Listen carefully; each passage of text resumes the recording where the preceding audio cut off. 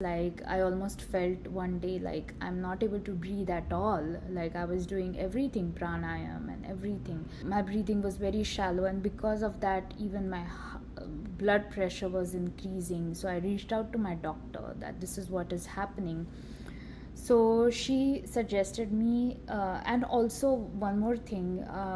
Even I started, like, I used to snore at night, but in this period my snoring became horrible.